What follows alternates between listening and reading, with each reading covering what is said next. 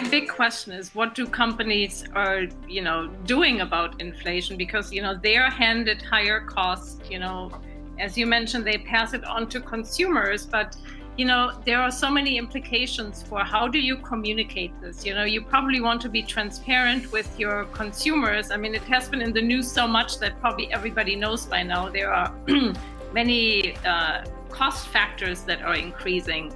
But also, from your experience in the marketing world, most recently as the global CMO of General Mills, what do companies do? There are probably 3 or 4, tricks that everybody looks at.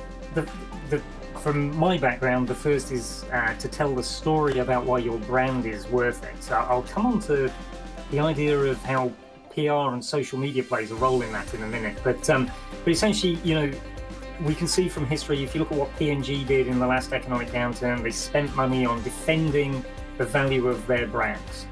So spend a little more on advertising, spend a little more on branding. The second thing is, of course, if you are going to put the prices up, you tend to deal those back, especially in the retail market. But even with business to business, you can find ways of promoting. We'll give you 6 months for free if you sign on for 3 years of us as your service provider. So promotions start to become a little bit more fungible. As you said, there's also the bundling opportunity. How do you find ways of adding things together and finding discounts? Or the downsizing. And in fact, this is why consumer centricity is so important, to Deborah's point, that downsizing is one of the things that people consider. As I said, I didn't downsize the box, but I downsized the portions for the children. So that's another aspect that people can play with.